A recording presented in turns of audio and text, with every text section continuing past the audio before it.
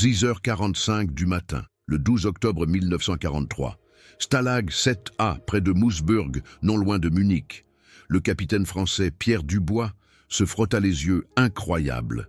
Devant lui, dans la brume matinale glaciale, le commandant allemand du camp, le colonel Friedrich von Steuben en personne, maniait une pioche, pas pour donner des ordres, pas pour surveiller. Le colonel creusait un fossé de drainage, épaule contre épaule, avec ses propres gardes. Épaule contre épaule avec les prisonniers de guerre.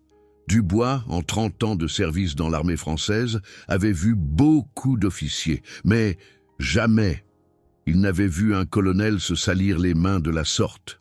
Dans l'armée française, c'était impensable. Un colonel effectuant un travail manuel, ça aurait été une honte. Mais ici, dans ce camp de prisonniers de guerre allemands, c'était la réalité. Ce matin-là, Dubois commença à remettre en question tout ce qu'on lui avait enseigné sur les Allemands. Ces barbares, ces monstres, comme la propagande les appelait, travaillaient plus dur que leurs propres prisonniers. Ils partageaient le fardeau. Ils transpiraient ensemble. Ils construisaient ensemble. Ce que Dubois ignorait encore en ce matin d'octobre, c'est qu'il était témoin d'un phénomène que l'on pouvait observer partout dans les camps de prisonniers de guerre allemands. Un phénomène si inhabituel que les officiers du renseignement allié l'avaient d'abord considéré comme de la propagande allemande, jusqu'à ce que les preuves deviennent accablantes. L'histoire commence en réalité plus tôt, en juin 1940.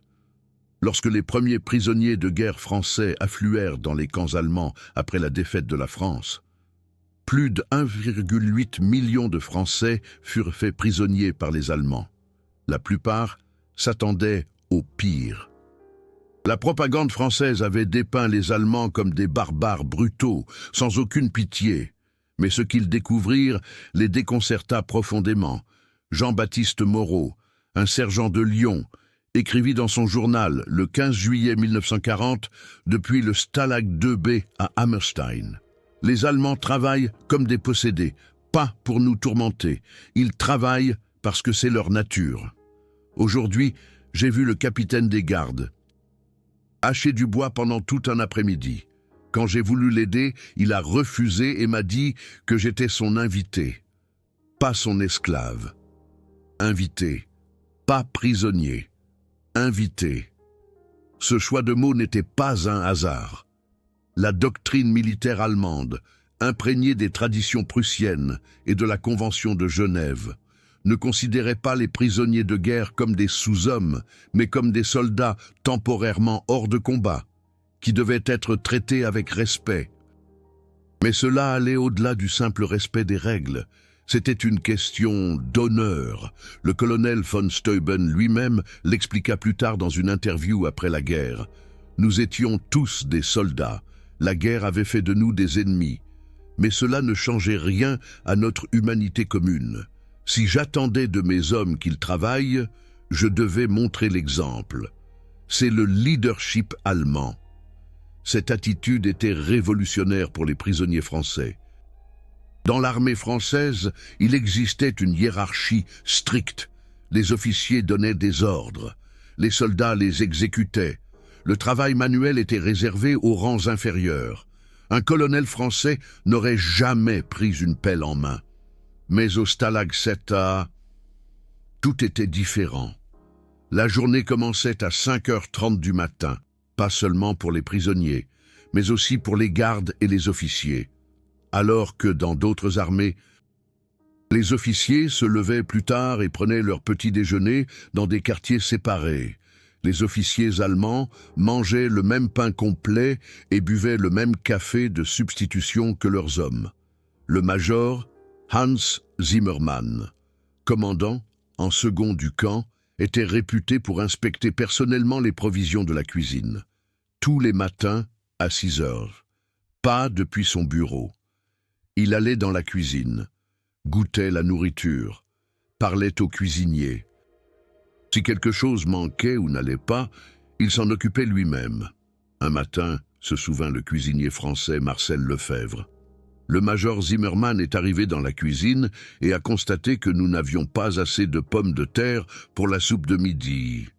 Au lieu d'envoyer un subordonné, il est parti lui-même avec le camion à la gare pour récupérer la livraison retardée. Quand il est revenu, il nous a aidés à décharger les sacs. Un major, de ses propres mains. Cette éthique de travail n'était pas un cas isolé, elle était systématique. Les Allemands avaient un dicton, le travail anoblit. C'était plus qu'une simple phrase, c'était une philosophie de vie. Tout travail, aussi humble qu'il puisse paraître, avait de la valeur et de la dignité. Un homme qui travaillait, quel que soit le travail, était un homme d'honneur. Cette philosophie s'est particulièrement manifestée lors de la construction de nouvelles baraques à l'automne 1943. Le camp devait être agrandi pour accueillir de nouveaux prisonniers. Le travail était dur, le sol était gelé, le temps était impitoyablement froid. Les prisonniers s'attendaient à devoir faire tout le travail seuls, pendant que les Allemands les surveillaient. Au lieu de cela, il s'est passé quelque chose d'incroyable. Le colonel von Steuben est apparu le premier matin en tenue de travail. Pas d'uniforme, pas d'insigne, juste une simple tenue de travail. Il a pris une pelle et a commencé à creuser. Ses officiers ont suivi son exemple. En moins d'une heure, Allemands et Français travaillaient côte à côte. Le sergent français Auguste Renard écrivit à sa femme « Chère Marie, tu ne croiras pas ce que je t'écris. Aujourd'hui, j'ai travaillé à côté d'un colonel allemand. Nous avons transporté des pierres ensemble. Il a transpiré plus que moi. Quand j'étais fatigué, il m'a dit de faire une pause. Il a continué à travailler. J'ai honte de dire qu'un colonel allemand a une meilleure éthique de travail que moi. Ce travail en commun a eu un effet inattendu. Il a brisé les barrières. Les ennemis sont devenus des collègues. La haine s'est transformée en respect. Le lieutenant Wilhelm Müller, l'un des plus jeunes officiers allemands, se souvint des années plus tard. Nous savions que les Français nous observaient. Nous savions qu'ils étaient surpris. Mais pour nous, c'était normal. Mon père était charpentier. Il m'a appris que le travail honnête est la plus grande fierté d'un homme. Le rang et le titre ne signifient rien si on n'est pas prêt à se salir les mains.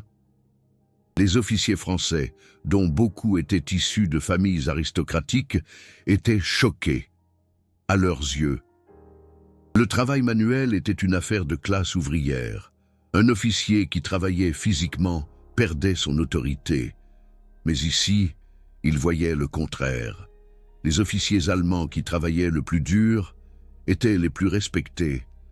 Pas seulement par leurs propres hommes, mais aussi par les prisonniers. Le capitaine Dubois écrivit dans son journal de guerre, 15 octobre 1943. « Je dois revoir mon opinion sur le leadership. Le colonel von Steuben a travaillé avec nous pendant 8 heures aujourd'hui. 8 heures. Il a déplacé plus de terre que 3 de mes hommes réunis.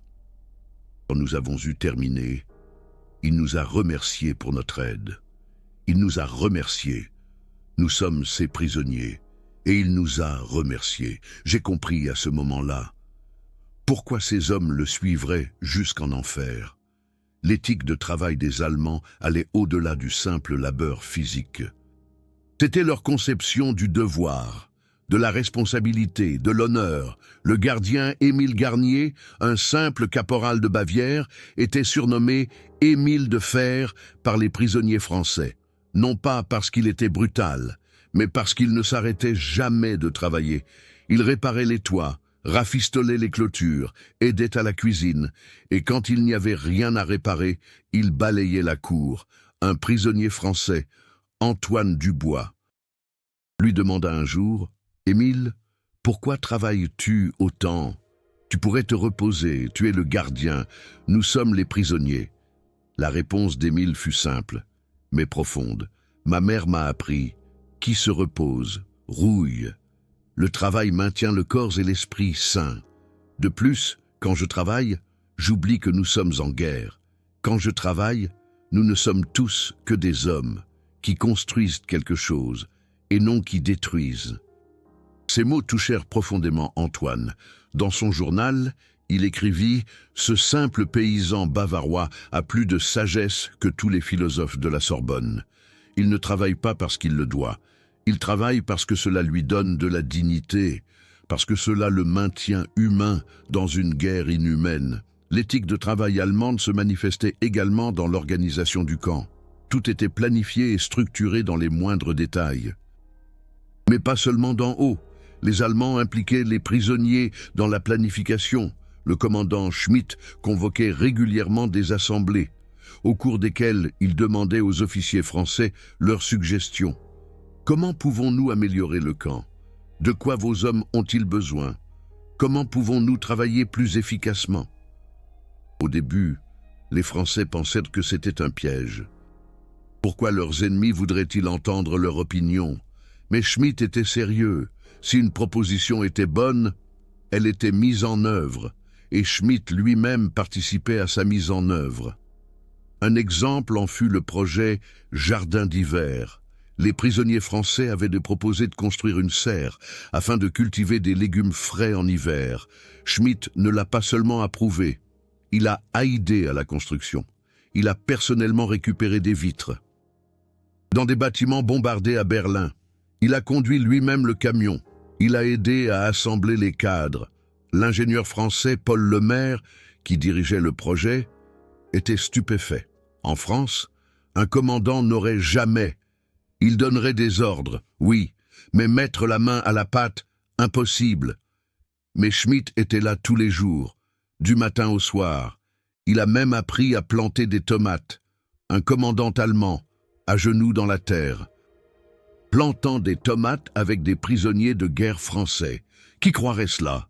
La serre est devenue un symbole de quelque chose de plus grand. C'était un projet de collaboration, et non de travail forcé.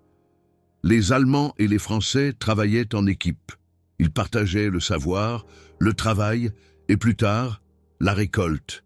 Lorsque les premières tomates furent mûres en février 1944, le colonel von Steuben organisa une petite fête. Des soldats allemands et français étaient assis ensemble et mangeaient des tomates fraîches en plein hiver. Pendant un instant, tous oublièrent qu'ils étaient ennemis. Mais ce n'était pas seulement le travail physique qui impressionnait les Français. C'était l'attitude allemande envers la qualité. Tout ce qu'ils faisaient, ils le faisaient à fond. S'ils construisaient une baraque, elle était solide. S'ils creusaient une tranchée, elle était droite. S'ils cuisinaient, la nourriture, malgré le rationnement, était aussi bonne que possible. Le menuisier français Thierry Durand travaillait avec le sergent allemand Kurt Richter à la réparation des meubles du camp. Durand, un artisan expérimenté de Paris, était impressionné par la précision de Richter. Cet homme était obsédé par la perfection. Une chaise n'était pas seulement une chaise pour lui, c'était une œuvre d'art. Il m'a montré des techniques que je n'avais pas apprises en 20 ans de menuiserie. Et il n'était qu'un boulanger de métier. Mais en Allemagne, disait-il, chaque homme apprend un métier, quel que soit son métier principal. Cette polyvalence des Allemands était une révélation pour les Français. Presque chaque soldat allemand, de l'officier au simple gardien, avait des compétences artisanales. Ils pouvaient charpenter, maçonner, forger, coudre, et ils en étaient fiers. L'adjudant-chef Hans Weber, responsable de l'entretien du camp, en était un parfait exemple. De métier, il était professeur de mathématiques, mais il pouvait tout réparer, montres, radio, moteurs, même des chaussures. Les prisonniers français l'appelaient Hans le magicien. Weber expliqua sa philosophie à un prisonnier français. En Allemagne, nous pensons qu'un homme n'est complet que s'il peut travailler à la fois avec la tête et avec les mains. Un intellectuel. Il ne peut pas travailler avec ses mains, n'est qu'un demi-homme, un travailleur qui ne pense pas de même. La combinaison des deux fait l'homme complet. Cette philosophie était révolutionnaire pour les intellectuels français du camp. Beaucoup d'entre eux, enseignants, avocats, médecins, n'avaient jamais effectué de travail physique. En France, Cela était considéré comme indigne d'eux. Mais ici, dans le camp de prisonniers de guerre allemands, ils apprirent la valeur du travail. Le docteur Bertrand Leclerc, un chirurgien de Lyon, écrivit à sa femme « Ma très chère Mathilde, je dois t'avouer quelque chose. Pour la première fois de mes 45 ans, j'ai construit quelque chose d'utile de mes propres mains. J'ai aidé à réparer un toit. Les gardiens allemands me l'ont appris. Moi, le fier chirurgien, j'ai appris de simples soldats allemands comment poser des tuiles. Et sais-tu quoi ? Je n'ai jamais été aussi fier de quelque chose que j'ai créé. La transformation n'était pas seulement individuelle, elle était collective. Les prisonniers français commencèrent à adopter l'éthique de travail allemande. Ils s'organisèrent eux-mêmes en groupes de travail. Ils rivalisèrent pour savoir qui pouvait faire le meilleur travail. Ils commencèrent à trouver de la fierté dans leur travail. Le capitaine Martin Dubois réfléchit plus tard. Nous sommes arrivés dans ce camp en tant que soldats vaincus, démoralisés, désespérés. Mais les Allemands nous ont redonné quelque chose que nous avions perdu, la dignité par le travail. Ils nous ont montré que même un prisonnier peut être une personne productive, précieuse. Un moment particulièrement émouvant eut lieu à Noël 1943. Les prisonniers avaient travaillé secrètement pendant des mois. Un des cadeaux pour les gardiens allemands. Rien de grand, de petits objets faits à la main, des figurines sculptées, des écharpes tricotées, des montres réparées. Lorsqu'ils remirent les cadeaux, de nombreux gardiens allemands furent émus aux larmes. Le colonel von Steuben pouvait à peine parler lorsqu'il reçut une crèche sculptée à la main que 12 prisonniers français avaient fabriquée pendant des mois. Dans son discours de Noël, il déclara « Messieurs, il est vrai que vous êtes des prisonniers de guerre, mais vous nous avez montré aujourd'hui que la bonté humaine est plus forte que la guerre. Ces cadeaux, fabriqués de vos mains, avec votre temps, avec votre savoir-faire, valent plus que l'or. Ils ne nous honorent pas seulement nous, ils honorent le travail lui-même. » Les prisonniers français applaudirent. Pour la première fois, ils applaudissaient un colonel allemand. Non par contrainte, mais par respect. Ce respect mutuel eut des conséquences pratiques. Les tentatives d'évasion du Stalag 7A diminuèrent drastiquement. Pas parce que la sécurité avait été renforcée, mais parce que les prisonniers ne voulaient pas s'échapper. Le sergent Renard écrivit « Pourquoi devrais-je m'échapper ? Ici, je suis respecté, je travaille, j'apprends, je grandis en tant qu'être humain. Oui, je suis un prisonnier. Mais je suis un prisonnier avec dignité, et cela, aussi difficile que cela soit pour moi de l'admettre, je le dois aux Allemands. » La nouvelle des conditions inhabituelles au Stalag 7A se répandit. La Croix-Rouge internationale envoya des inspecteurs. Ils s'attendaient à trouver de la propagande allemande. Au lieu de cela, ils trouvèrent des prisonniers français qui faisaient volontairement des heures supplémentaires pour améliorer le camp. L'inspecteur suisse, le docteur Émile Brunet, écrivit dans son rapport de mars 1944 « J'ai inspecté de nombreux camps de prisonniers de guerre des deux côtés du conflit.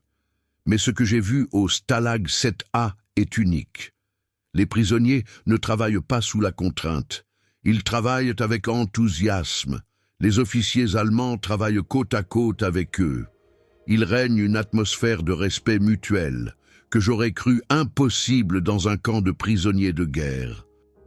Un phénomène particulier fut l'émergence de groupes de travail mixtes.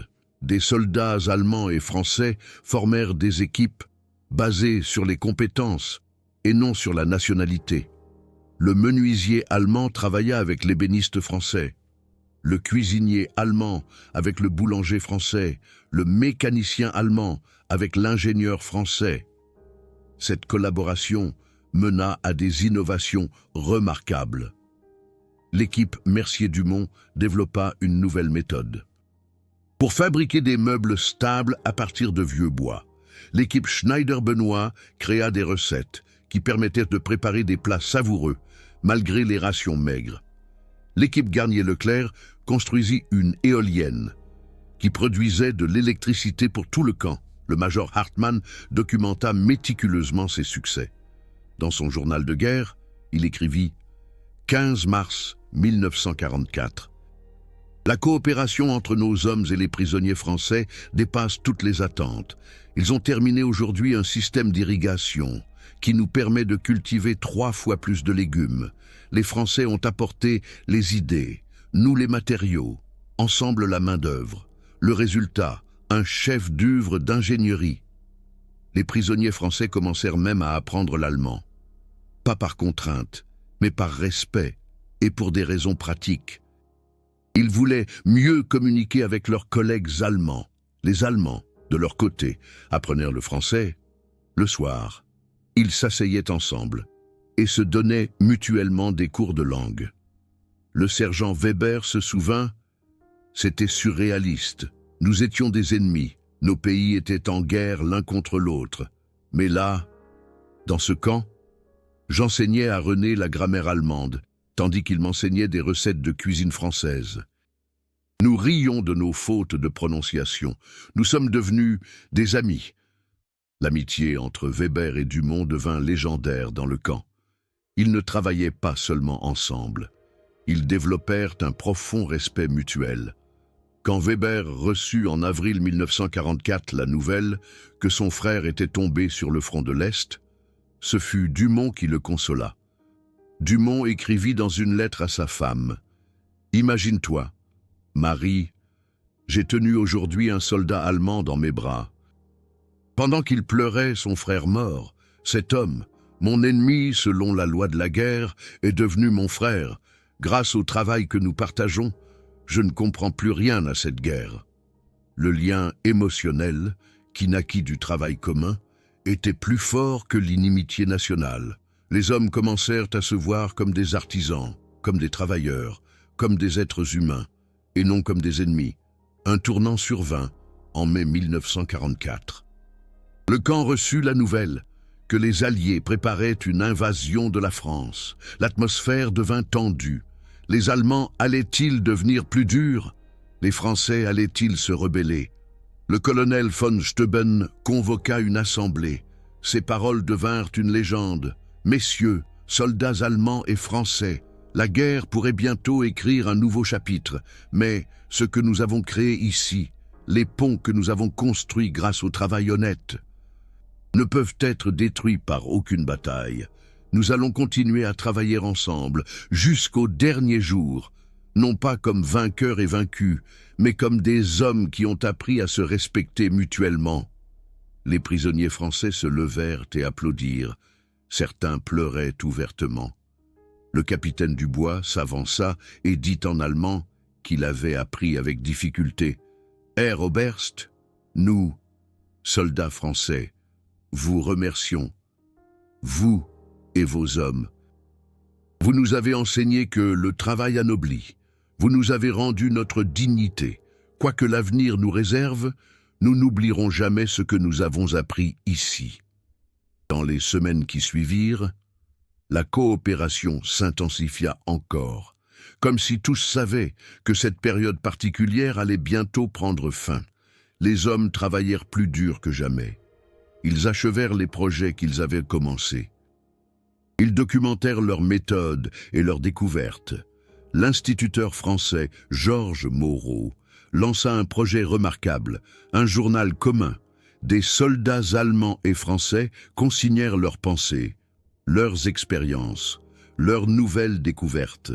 Le livre, relié en cuir provenant de vieilles bottes, fut appelé le Codex du travail, une entrée du soldat allemand, Hans Müller, 20 mai 1944. Aujourd'hui, j'ai terminé un puits avec Pierre. 7 mètres de profondeur. Chaque mètre était une lutte contre le sol rocailleux, mais nous avons réussi.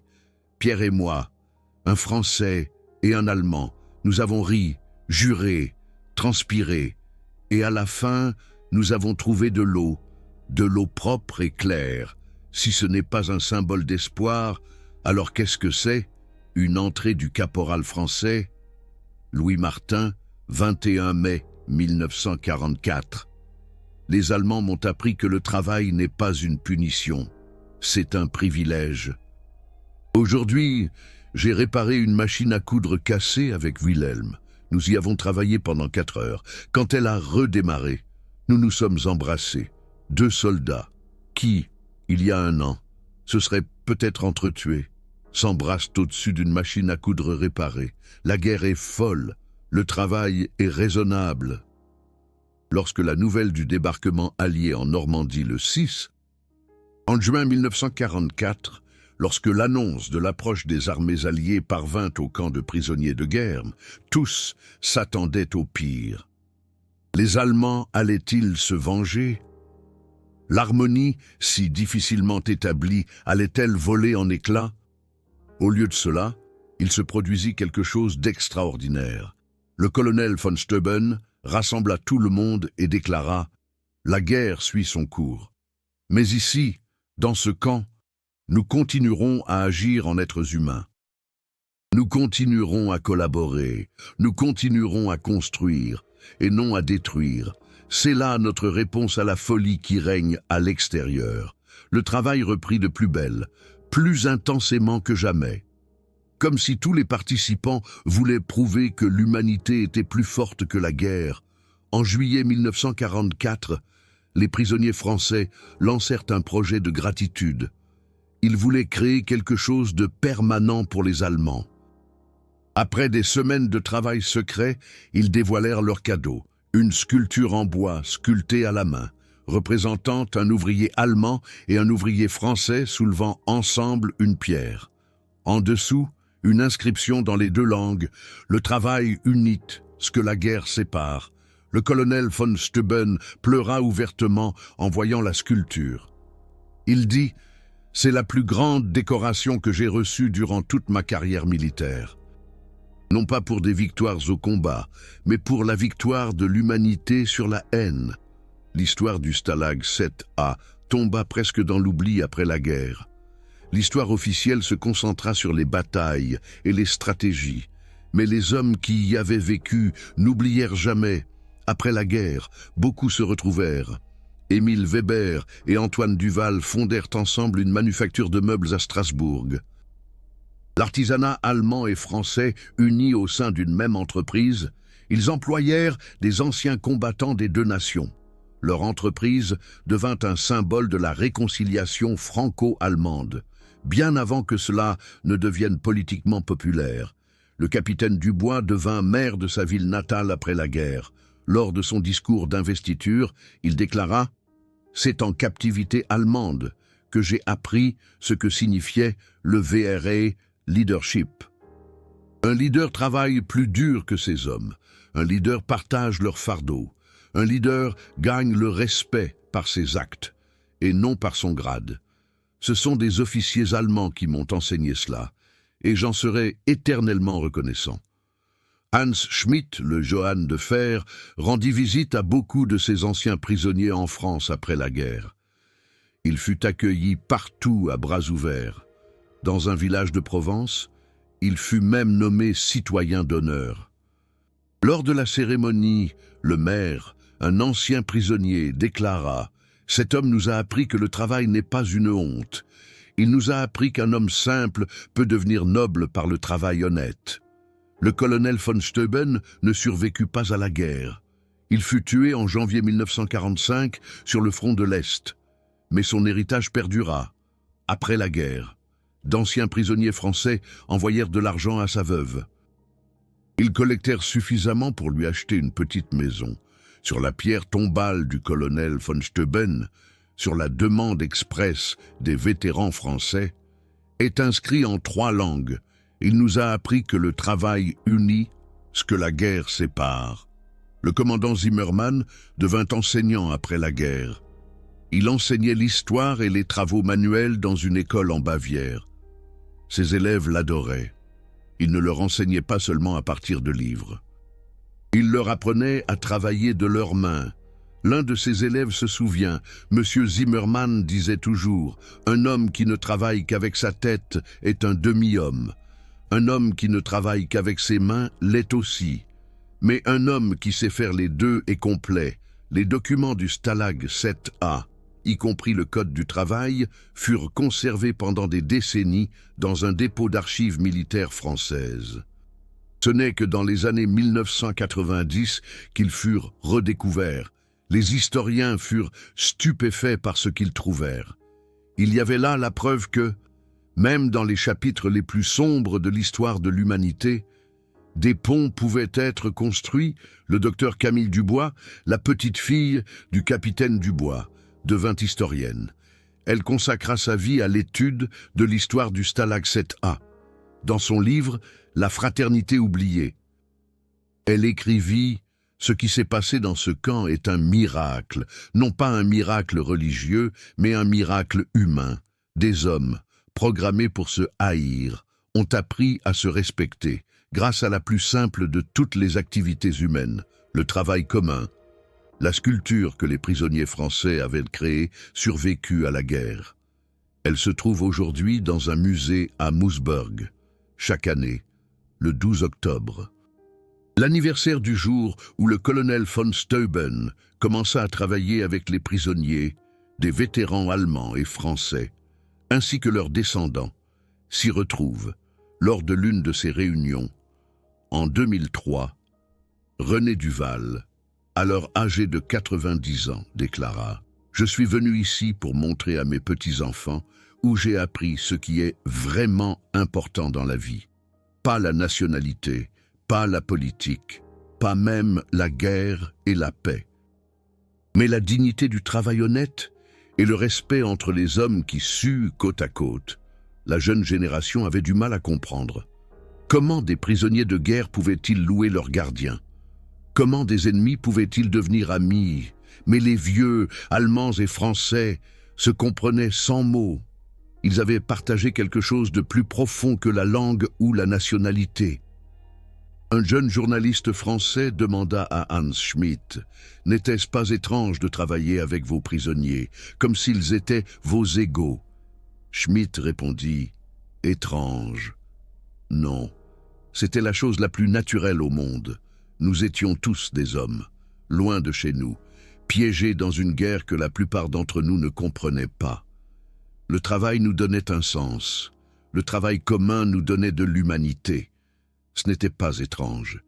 C'était nécessaire. Ces histoires ne sont pas que des curiosités historiques. Elles sont la preuve que, même dans les périodes les plus sombres, la nature humaine aspire à la connexion. L'éthique du travail allemande, souvent mal comprise comme froide et mécanique, s'est révélée au Stalag 7A, sous son jour le plus humain. Ce n'était pas l'efficacité qui impressionnait les Français, bien que les Allemands fussent efficaces. Ce n'était pas la discipline. Bien que les Allemands fussent disciplinés, c'était le fait que les officiers allemands étaient prêts à se salir les mains, à travailler côte à côte avec leurs prisonniers, à les traiter comme des hommes et non comme des numéros. Cette histoire devrait nous rappeler aujourd'hui que le travail est plus qu'un simple moyen d'arriver à une fin, bien compris et pratiqué. Le travail est un pont entre les hommes. C'est un langage universel qui n'a pas besoin de traduction. Lorsque deux personnes créent quelque chose ensemble, il se crée un lien qui va plus loin que les mots. Les vétérans du Stalag 7A nous ont laissé un message important. Le respect ne naît pas des ordres ou de la propaganda. Il naît de l'action partagée et de la reconnaissance de la dignité de chacun. Le respect naît d'un effort commun, d'une sueur partagée, de la reconnaissance de l'humanité chez l'autre. Si cette histoire vous a touché, si vous comprenez que l'histoire est bien plus que des dates et des batailles, alors soutenez notre travail de préservation de ces récits oubliés. Le bouton Super Thanks YouTube, ce cœur doré sous cette vidéo, nous aide directement à recueillir davantage de témoignages, à explorer plus d'archives, à révéler plus d'histoires humaines. Chaque Super Thanks nous permet de passer une semaine supplémentaire dans les archives, de mener une autre interview, de sauver une autre histoire oubliée. Ces hommes nous ont montré que l'humanité est plus forte que la haine. Aidez-nous à maintenir leurs histoires vivantes. Les prisonniers français et leurs gardiens allemands au Stalag 7A ont prouvé quelque chose de fondamental, que les hommes, même ennemis, peuvent se rapprocher grâce à un travail honnête. Ils ont démontré que la dignité ne dépend pas de la liberté, mais de la façon dont nous nous traitons, nous-mêmes et les autres. Des années plus tard, le docteur Michel Rousseau, le chirurgien qui a appris à réparer des toits, écrivit dans ses mémoires « Je suis parti en Allemagne comme prisonnier, et je suis revenu en homme libre. Pas libre au sens physique, mais libre de préjugés, libre de haine, libre de l'illusion que les gens peuvent être divisés en bons et mauvais. Les Allemands m'ont appris que nous sommes tous simplement des êtres humains. Essayant de tirer le meilleur parti de circonstances difficiles, cette leçon est aujourd'hui plus pertinente que jamais. Dans un monde à nouveau marqué par la division et la méfiance, l'histoire du Stalag 7A nous rappelle que des ponts peuvent être construits, même au-dessus des fossés les plus profonds. Tout ce qu'il faut, c'est la volonté de travailler ensemble, de se respecter mutuellement et de voir l'humanité chez l'autre, l'éthique de travail allemande. Ce qui a tant impressionné les prisonniers français n'était finalement pas seulement une particularité culturelle, c'était une philosophie qui disait « Tout travail honnête a de la dignité. Quiconque travaille mérite le respect. » Et lorsque nous travaillons ensemble, les ennemis deviennent des collègues, les collègues des amis, les amis des frères. Écrivez-nous dans les commentaires si quelqu'un de votre famille a été dans un camp de prisonniers de guerre. Avez-vous entendu des histoires d'humanité inattendues pendant la guerre? Partagez-les avec nous. Chaque histoire est une brique dans le pont de la compréhension entre les peuples. Faisons en sorte ensemble que ces histoires ne soient pas oubliées. Car comme les hommes du Stalag 7A nous l'ont enseigné, le travail unit ce que la guerre sépare.